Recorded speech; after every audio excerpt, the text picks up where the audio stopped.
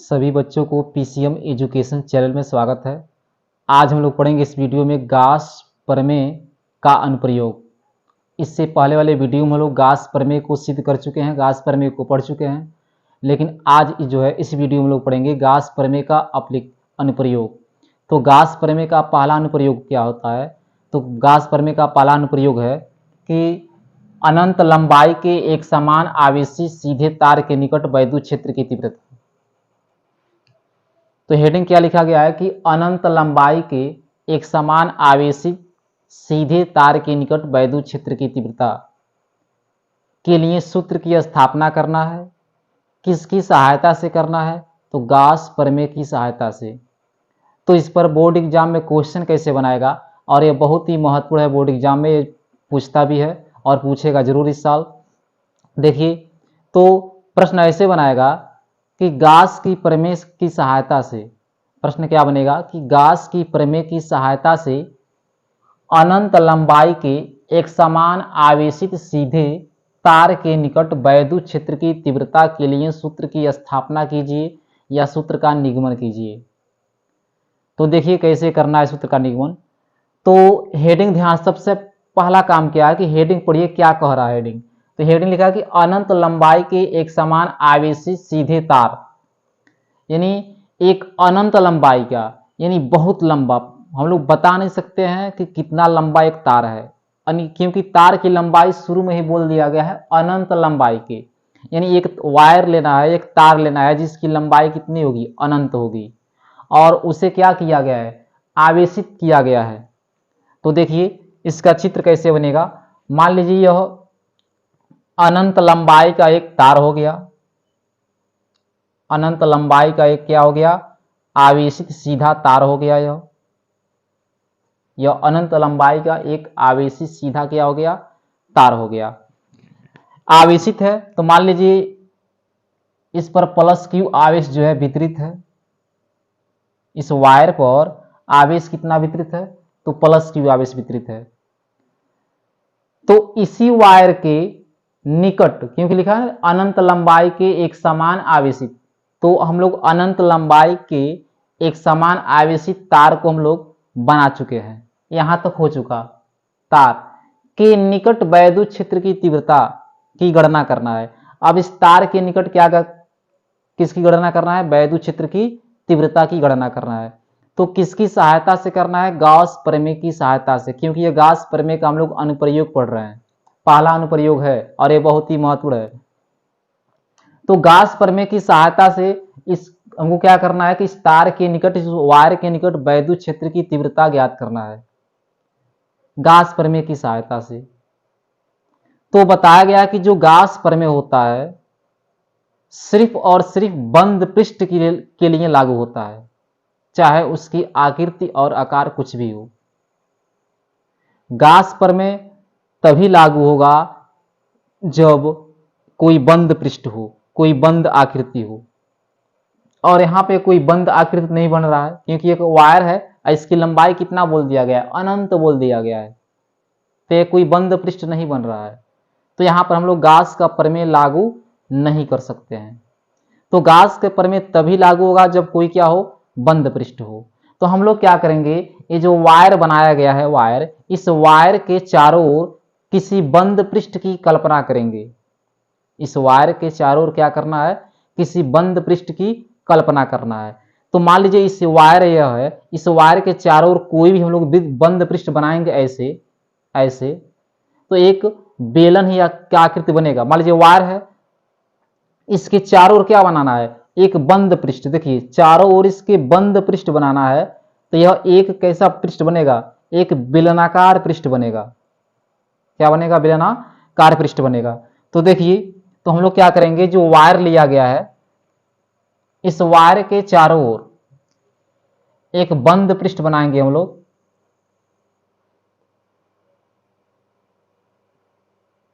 इस वायर के चारों ओर क्या बनाना है? एक बंद पृष्ठ बनाना है। देखिए, और जो बंद पृष्ठ बनेगा वह बेलनाकार होगा, यानी बेलन के आकार का बंद पृष्ठ होगा ऐसे।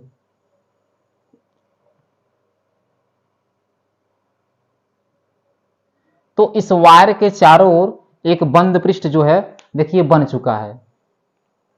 इसको थोड़ा और ऊपर बढ़ा दे रहे हैं।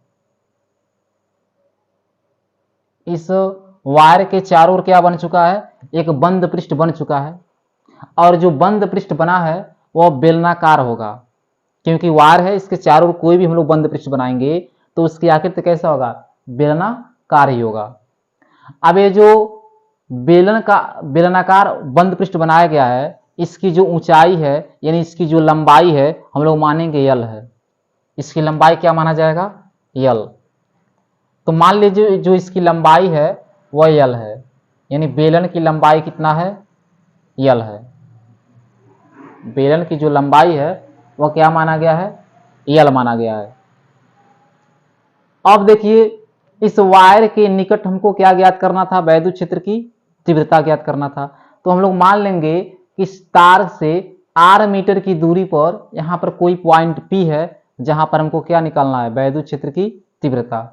तो मान लीजिए जो वायर है, इस वायर से r मीटर की दूरी पर यहाँ पर मान लीजिए कोई पॉइंट क्या है, P है। अब इस पॉइंट P पर क्या निकालना है, वैद्युत क्षेत्र की तीव्रता ज्ञात करना है। और इस वायर से इस पॉइंट की दूरी कितना है, r मीटर है, यानी r मीटर की दूरी पर एक पॉइंट P है जहां पर क्या निकालना है, वैद्युत क्षेत्र की तीव्रता ज्ञात करना है। तो यहां पर क्या करेंगे हम लोग, एक छोटा सा पृष्ठ लेंगे। क्या लेना है, एक छोटा सा पृष्ठ लेना है यहाँ पे। तो जैसे हम लोग छोटा सा जो पृष्ठ लेंगे, बेलन है, इस बेलन के पृष्ठ पर छोटा सा जो क्षेत्रफल लेंगे हम लोग, छोटा सा क्षेत्रफल और dl लिया जाएगा। तो यहाँ पे जो क्षेत्रफल की दिशा होगा वेक्टर dA, उसकी दिशा जो है किधर होगा, राइट दिशा में होगा। जिससे मान लीजिए यह कोई बेलन है, अब इसके पृष्ठ पर यहाँ पर क्या लिया गया है, छोटा सा क्षेत्रफल लिया गया है। तो क्षेत्रफल की दिशा इधर देखिए किधर होगी, राइट दिशा में होगी। और इस वायर पर आवेश कैसा है, पॉजिटिव आवेश जो है वितरित है।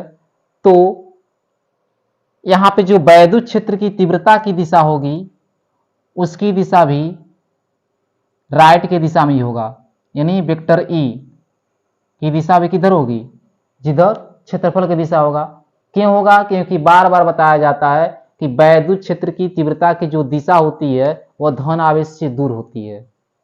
पहले लेसन में पढ़ाया गया है, बताया गया है कि वैद्युत क्षेत्र की तीव्रता की दिशा हमेशा क्या होती है, धन आवेश से दूर होती है।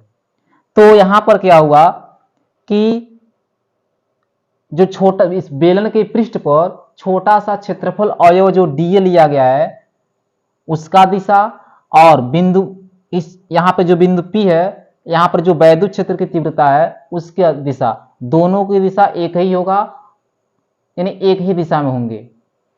अब देखिए अगर हम लोग कल्पना कीजिए कि अगर यहाँ पर कोई छोटा सा क्षेत्रफल ले लिया जाए, क्या ले लिया जाए, छोटा सा क्षेत्रफल, यानी बेलन के पृष्ठ पर ले ली, बेलन के सपाट पृष्ठ पर, यानी बेलन के समतल पृष्ठ पर अगर कोई छोटा सा क्षेत्रफल ले लिया जाए यहाँ पे, तो इसकी क्षेत्रफल की दिशा किधर होगी, ऊपर की तरफ होगी। क्षेत्रफल की दिशा किधर होगा, यहाँ पे ऊपर की तरफ। यह वेक्टर dA की दिशा ऊपर की तरफ हो गया, और वैद्युत क्षेत्र की तीव्रता की दिशा तो हमेशा इधर ही होगा,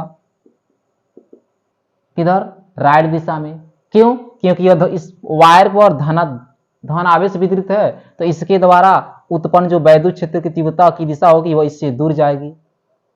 यहां पर भी वैद्युत क्षेत्र की तीव्रता की दिशा जो होगी वह राइट दिशा में होगी, लेकिन यहां पर जो क्षेत्रफल की दिशा होगी ऊपर होगा। ऊपर क्यों होगा, क्योंकि बेलन के समतल पृष्ठ पर, बेलन के समतल पृष्ठ पर छोटा सा क्षेत्रफल लिया गया है। समतल मतलब इसके ऊपर, जैसे मान लीजिए ऊपर लिया गया है, तो ऊपर जब छोटा सा क्षेत्रफल लेंगे तो इसकी दिशा किधर होगा, ऊपर ही होगा। तो मान लीजिए अगर नीचे लेते हैं तो हम लोग लेते हैं अगर क्षेत्रफल की दिशा, तो उसकी दिशा किधर होती, नीचे की तरफ होती। तो यहां पर वेक्टर dA और वेक्टर E परस्पर समांतर है। वेक्टर dA और वेक्टर E परस्पर क्या है, समांतर है। और यहां पर जो है इसके बेलन के समतल सिरों पर वेक्टर dA और वेक्टर E परस्पर लंबवत हैं। देखिए वेक्टर dA और वेक्टर E के बीच का कोण कितना बन रहा है, 90 डिग्री का। और यहां पर क्या है, वेक्टर डी ए और वेक्टर ई दोनों परस्पर क्या है, एक दूसरे के समांतर हैं ऐसे, तो कोई कोण नहीं बनेगा, तो यहाँ पर कोण 0 बनेगा।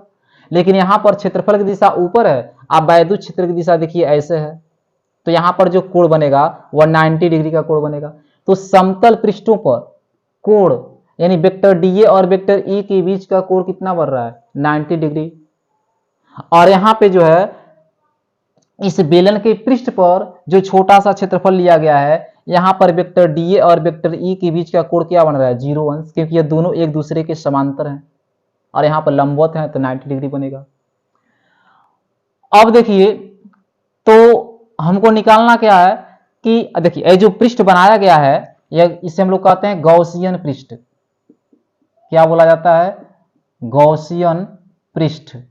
ये जो डॉट डॉट से वायर के चारों ओर एक बेलनाकार पृष्ठ बनाया गया है, उस बेलनाकार पृष्ठ को हम लोग क्या कहते हैं, गॉसियन पृष्ठ के नाम से पुकारते हैं, गॉसियन पृष्ठ कहा जाता है। तो यह था चित्र की व्याख्या। अब तक चित्र कैसे बना है उसको समझाया गया है। तो देखिए इसमें थोड़ा सा लिखना पड़ेगा। लिखना क्या है, हम बोल दे रहे हैं कि लिखना यह है कि माना अनंत लंबाई के एक समान आवेशित तार का रेखीय आवेश घनत्व लेमडा है। रेखीय आवेश घनत्व क्या है, लेमडा। अब यह रेखीय आवेश घनत्व क्या होता है, देखिए अगर आवेश किसी वायर के लंबाई पर वितरित हो, अगर आवेश कहां फैला हो, किसी चालक तार के लंबाई पर फैला हो, तो वहां पर रेखीय आवेश घनत्व लेमडा आता है, जिसका फार्मूला होता है Q अपान L। Q अपान L होता है। तो यहां पर वायर लिया गया है, तो इस वायर का हम लोग रेखीय आवेश घनत्व क्या मानेंगे, लेमडा। तो फिर सुनिए क्या लिखना है, 2 लाइन कि माना अनंत लंबाई के एक समान आवेशित तार का रेखीय आवेश घनत्व लेमडा है। फिर दूसरे लाइन से लिखना है कि माना तार के निकट r दूरी पर एक पॉइंट P है। तार के निकट r दूरी पर एक पॉइंट क्या है, P है, जहां वैद्युत क्षेत्र की तीव्रता ज्ञात करना है। इतना लिखने के बाद अब इसके डेरिवेशन करना शुरू करेंगे हम लोग। तो देखिए डेरिवेशन कैसे करना है, बहुत ही सरल है इसका डेरिवेशन, कोई कठिन नहीं है। तो सबसे पहला काम क्या होगा कि हम लोग निकालेंगे कि इस गॉसियन पृष्ठ से गुजरने वाला कुल वैद्युत फ्लक्स क्या निकालना है। पहले क्या निकालना है कि गॉसियन पृष्ठ से गुजरने वाला कुल वैद्युत फ्लक्स। तो वही लाइन यहां पर लिखा जाएगा कि गॉसियन पृष्ठ से क्या लिखना है कि गॉसियन पृष्ठ से गुजरने वाला कुल वैद्युत फ्लक्स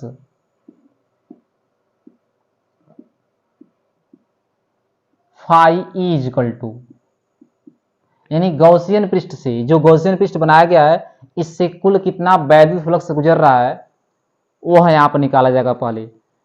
तो 2 जगह हम लोग निकालेंगे, एक इसके पृष्ठ पर और एक इसके समतल पृष्ठ पर।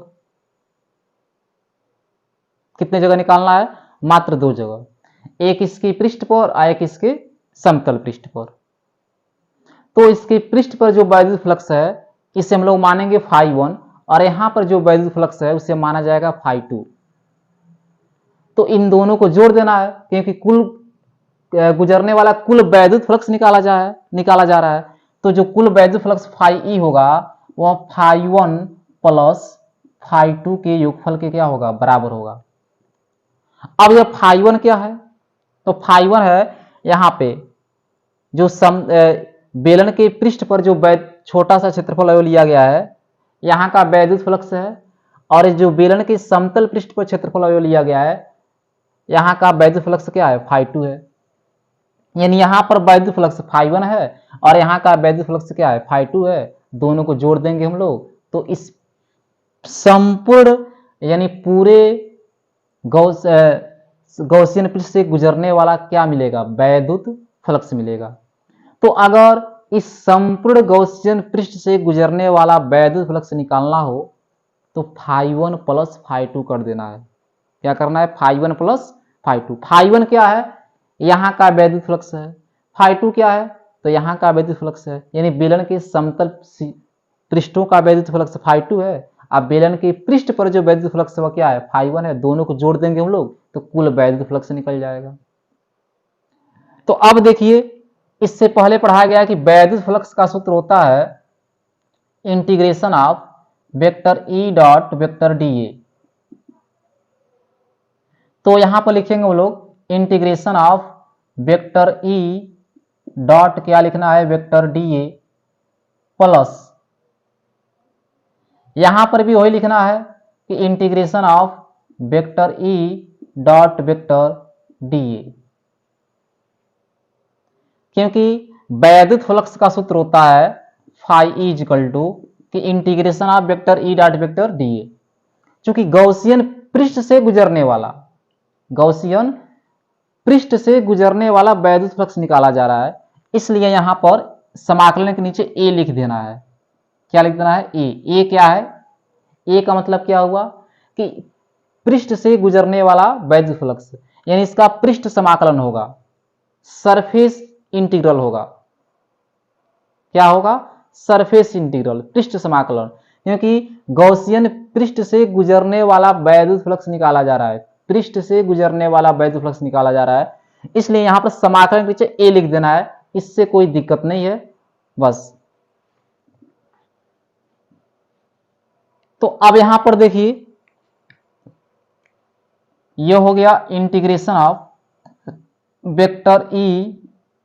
अब देखिए अगला स्टेप क्या होता है, हम बार बार बताए हैं कि अगला स्टेप हमारा यह होगा कि वेक्टर हटाना।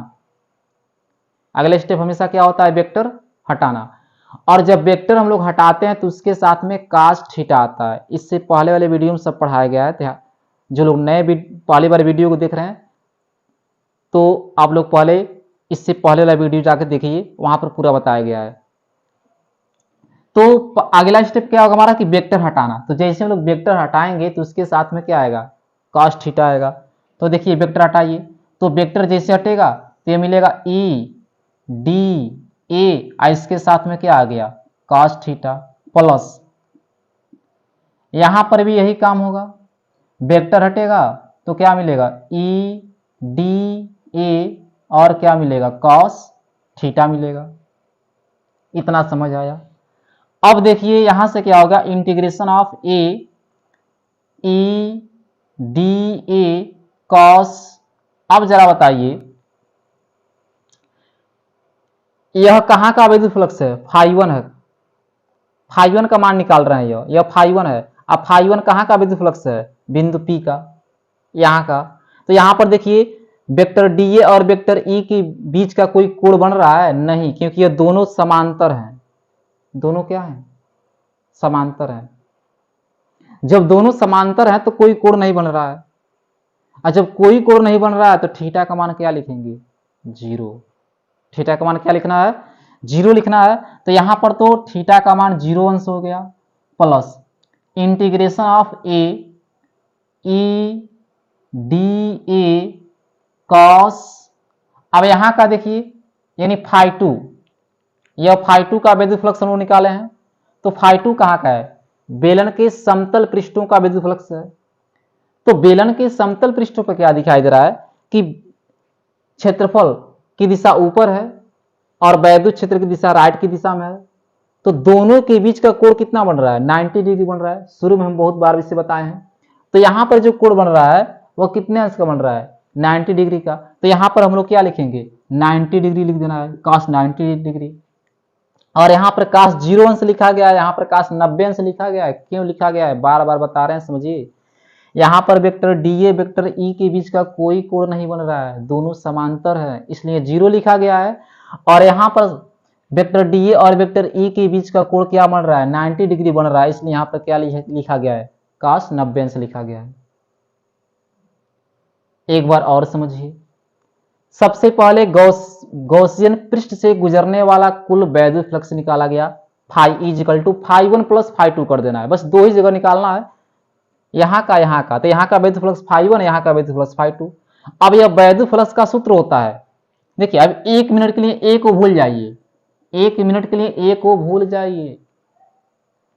वैद्युत फ्लक्स का फार्मूला होता है कि integration of vector E dot vector D A. यहाँ का यह फाई टू का भी सूत्र वही होगा, integration of vector E dot vector D A, यह वैद्युत फ्लक्स का सूत्र होता है। अब यहां पर नीचे ए क्यों लिखे हैं, ए क्यों लिखा गया है, यहाँ पे ए क्यों लिखा गया है, तो ए इसलिए लिखा गया है क्योंकि गॉसियन पृष्ठ से गुजरने वाला वैद्युत फ्लक्स निकाला गया है, तो उसका पृष्ठ समाकलन होगा, क्या होगा, इसका पृष्ठ समाकलन होगा, इसलिए ए लिखा गया। तो ए लिखने का मतलब यह हुआ, यह शो कर रहा है, दिखा रहा है कि इसका पृष्ठ समाकलन हो रहा है और इसका कोई यूज नहीं है। तो ए से कोई डरने की बात नहीं है, ए सिर्फ यही दिखा रहा है, यही शो कर रहा है कि हम लोग क्या कर रहे हैं, कि इसका पृष्ठ समाकलन कर रहे हैं, क्या कर रहे हैं, पृष्ठ समाकलन। यहां तक समझे। उसके बाद यह कुछ नहीं है, अगला स्टेप बार बार बताया जाता है कि वेक्टर हटाना, मतलब आंख बंद करके अगला स्टेप हमारा क्या होता है, वेक्टर हटाना। तो जैसे हम लोग वेक्टर हटाते हैं तो उसके साथ में क्या आता है, cos थीटा, तो ई डी ए cos थीटा, यहां पर भी ई डी ए cos थीटा। तो यहां पर थीटा का मान कितना होगा, देखिए 0 अंश हो गया, और यहां पर थीटा का मान कितना हो गया, 90 डिग्री हो गया। अभी इतने का स्क्रीनशॉट लीजिए, इसके बाद फिर आगे भी बताएंगे।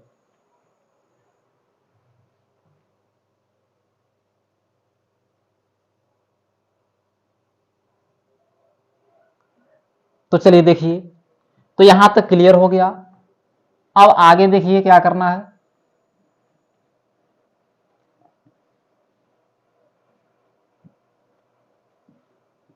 तो इसके बाद हम लोग यहां पर मान रखेंगे, ये हो गया integration of E D A cos 0। अब पता है cos 0 अंश का मान कितना होता है, cos 0 अंश का मान कितना होगा, तो 1 होगा, कितना होगा, 1। तो यहाँ पे इंटू 1 लिख देना है, plus integration of A E D A cos 90 degree.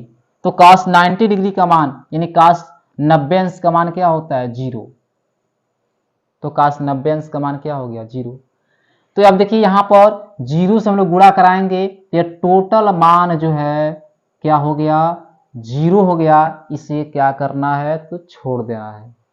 क्यों छोड़ देना है, क्योंकि इसका मान क्या हो गया, 0 हो गया, तो इसे छोड़ दीजिए। तो इस तरह से कुल वैद्युत flux phi is equal to क्या आया, integration of A E D A, यानी हमारा जो समाकलन होगा वह ए के रिस्पेक्ट में होगा, ए के सापेक्ष होगा, इसलिए ई को समाकलन से बाहर लिख देना है। ई एक कांस्टेंट है, अचर पद है, तो फाई इज इक्वल टू हो जाएगा, ई बाहर हो गया और integration of A D A, इतना समझे। अब आगे देखिए क्या करना है यहाँ पे।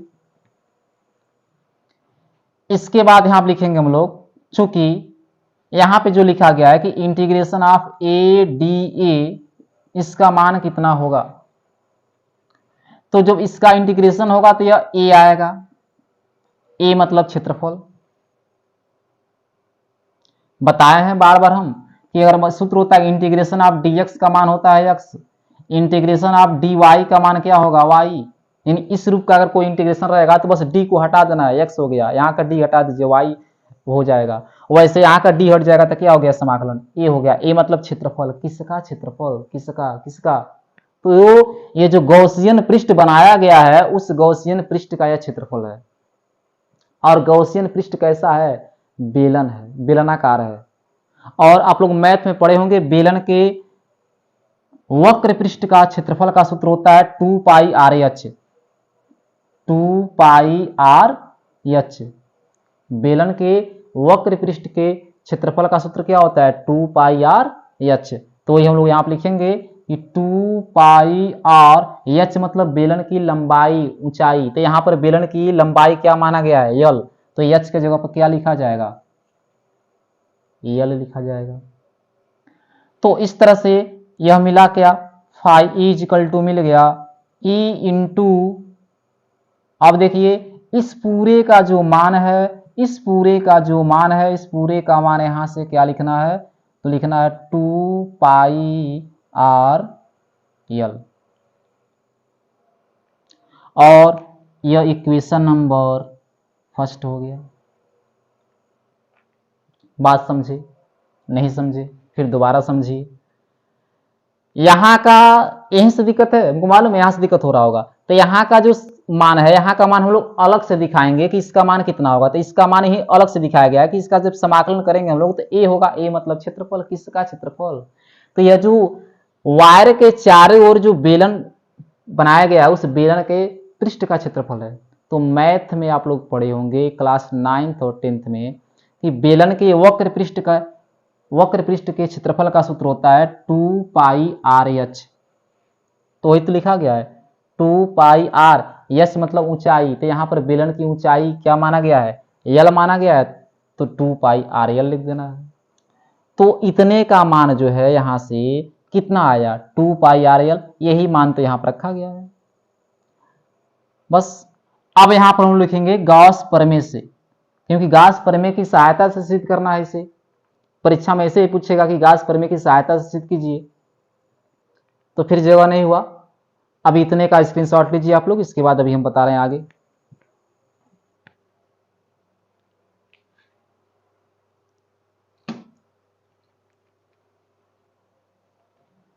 तो देखिए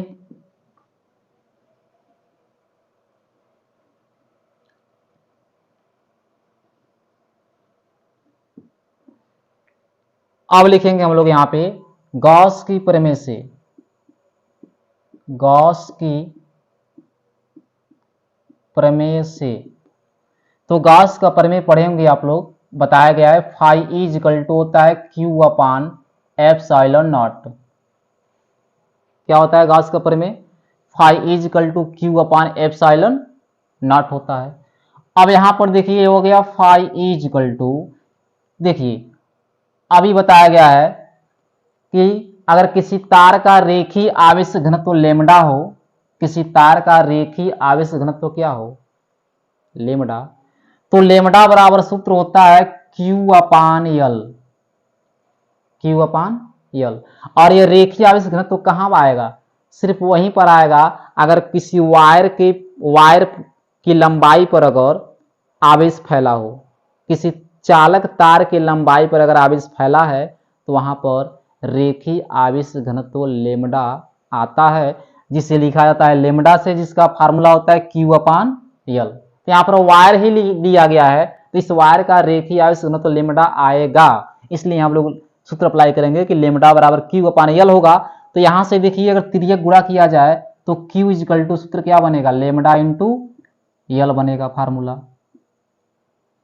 तो यहां पर जो क्यू दिखाई दे रहा है क्यू, इस क्यू की जगह पर बताइए क्या लिखा जाएगा, लिखा जाएगा लेमडा यल और नीचे कितना है तो एप्सिलॉन नॉट है।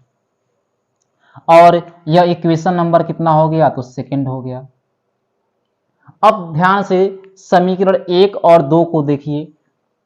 तो समीकरण 1 और 2 से क्या दिखाई दे रहा है कि दोनों का पहला पक्ष बराबर है। तो किसी भी समीकरण का अगर पहला पक्ष बराबर होता है तो दूसरा पक्ष अपने आप क्या हो जाता है, बराबर हो जाता है। तो फिलहाल हम चित्र को मिटा दे रहे हैं, अब चित्र की कोई जरूरत है भी नहीं और जगह भी नहीं बच रहा है, इसलिए मिटाना पड़ रहा है।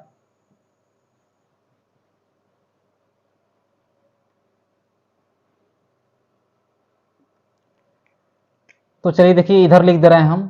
तो लिखना क्या है कि समीकरण 1 और 2 से,